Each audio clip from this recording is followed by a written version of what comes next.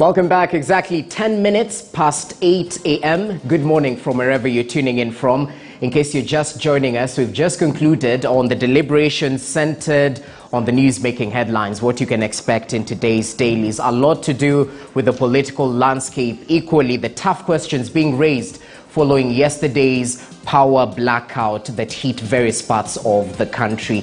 That and much more in today's daily, so grab yourself a copy. But the show must go on, and this segment, we want to focus on women and leadership. We well know of the efforts that have been made time and time again ever since the dispensation of the 2010 Constitution to make it an even playing field, especially for women who want to take a stab in active politics. So we want to interrogate how exactly is the playing field right now? Are there a couple of inhibitors that we need to get out of the way, perhaps from a policy, legislative point of view, and maybe even our thinking, our psyche as the society? Are we too patriarchal perhaps to accept that women can lead as effectively as men? I know we've made steps. The women positions in parliament are definitely something that shows we're making steps towards the right direction, but we still haven't achieved the 2/3 gender parity, and not just in parliament, but equally in the executive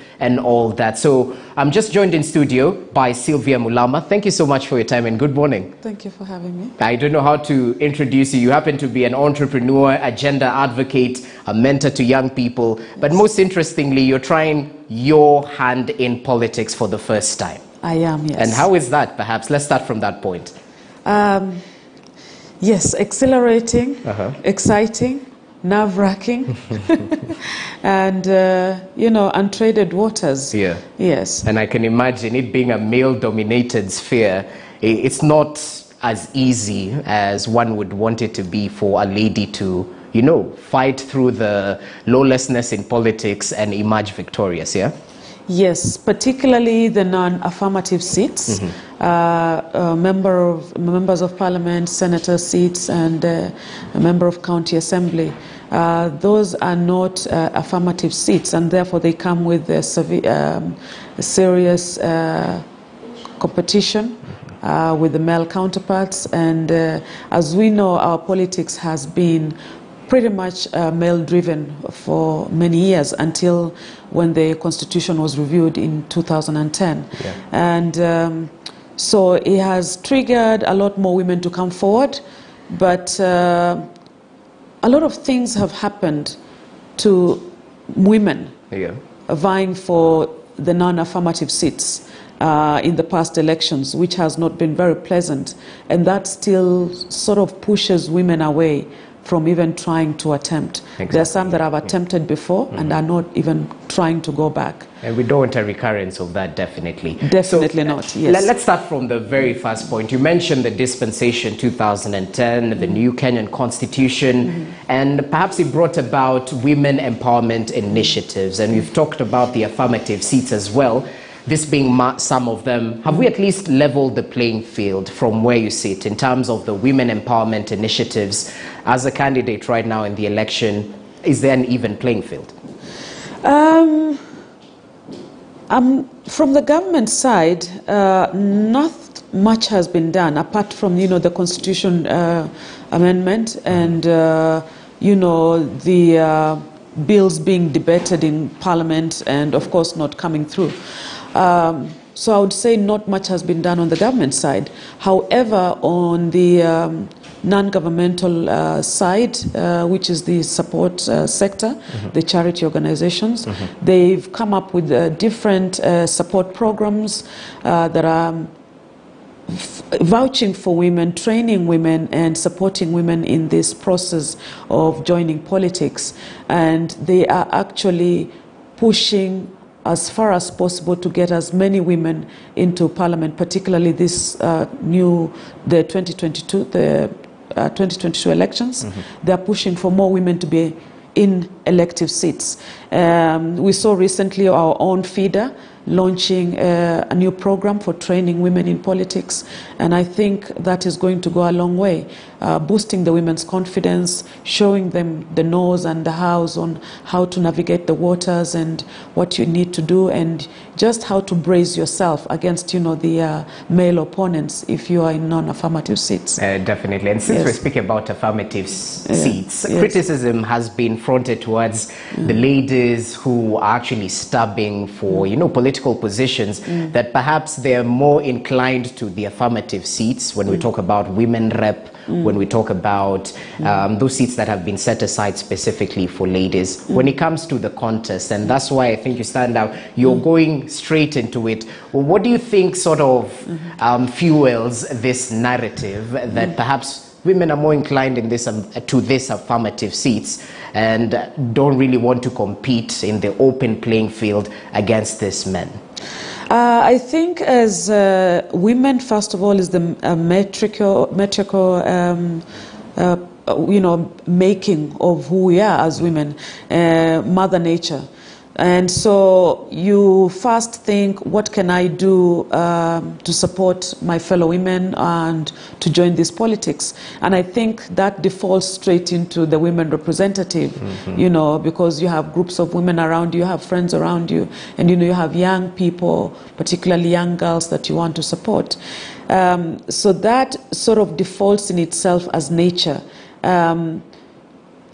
It's not the first choice for somebody to say that, you know, I'm going for the women representative. Because first of all, the seat was given, or rather provided for in the Constitution 2010. And when this happened, they did not take into consideration that there should be a broader a parameter of operation for a women representative. And so there's limitations on what a women representative can do. There's a very low budget for an entire county compared to a member of parliament in a constituency. And that really limits what you can be able to deliver. And a lot of the current women representatives will evidently say that they are really struggling to meet the needs of their people with the budget provided for in the GAF program. So therefore, when you look to the other side, the MPs, it's always been the member of parliament or senate or member of county assembly. It's always been a push away. You know, this is a muscle kind of space. Brace yourself to join us. The first thing they'll tell you is you need a lot of money to vie. And most women will shy away because when they talk of a lot of money, you know, most women will not have that much money to want to put into politics. Even if they do, they've got other priorities, family matters. So those are some of the things that push away the women. However, a lot are coming up, particularly with the support programs from the non-governmental organizations. A lot of women are stepping forward, and this 2022 is going to be a showdown, and is going to be a big match between the men and the woman going for the proper MP, senator, MCA seats. Exactly. And as much as it's a competitive field, at the end of the day, we're not competing when it comes to issues on gender parity. And unfortunately, at times the scenes in Parliament show us that it is a competition. When there's a bill in terms of gender parity, some of the men legislators go missing, and perhaps that bill is hence takes even longer than expected in Parliament. The support of men in the gender parity journey is quite instrumental, especially in Parliament. If you make it there, and these members of Parliament that are men happen to be sitting on the fence, you know what they say, if you're on the fence on an issue of oppression, then you're siding with the oppressor. How exactly can we make it seem that it's not really a competition in terms of raising and the awareness of women's rights, especially within the political field, so that the men don't feel threatened? You're coming to pick our seats, you know? It's not a competition, it's more of symbiosis, if I can put it that way, just like I said, there's, you know, support programs. There's also another program being run by one organization, Oslo, and that's He for She, which is trying to champion men to support women. You know, look at the woman next to you as your sister. Look at her as your mother, look at her the same way you look at your daughter. Would you value your daughter being in this position? If you value your daughter being in that position, then please do support the next woman on your right hand or your left hand to go for this seat. Don't give her the competition of aggression for the fact that you don't want her to come and bypass you. So I think as Kenyans, we all need to work together, particularly the current government, the members of parliament, the members of the House of Senate. The men need to, embrace women in a different way, not embrace women in the sense that they are our support factor. We are not just a support factor. We are supposed to be considered equally with the good brains to be able to contribute enough to develop the country. And when you fall back on just how women are struggling to get the men to understand us, it's something that you cannot quite explain. But when you look back on this bill that has never been passed, the two-thirds gender rule, it's been so because the men have not taken it as a priority.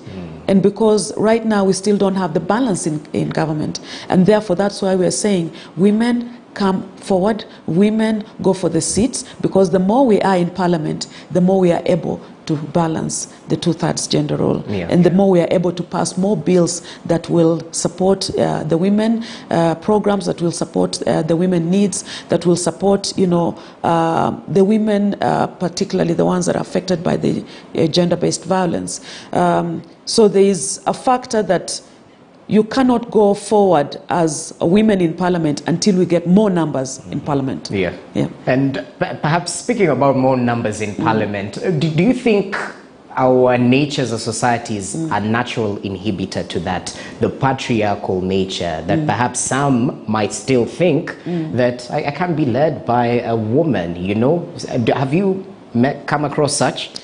Yeah, unfortunately, depending on the community one comes from, most of our communities in Kenya are very patriarchal.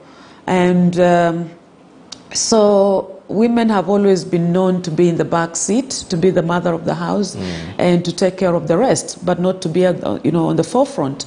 However, we have predecessors that have come forth. We've had women that have, gone forth ahead of us, that have, fought our journey on our behalf. The trailblazers, yeah? Yes, the trailblazers. And, this started, years back. And, we've seen tracks of, Wangari Maathai, the late Wangari Maathai fighting for the women.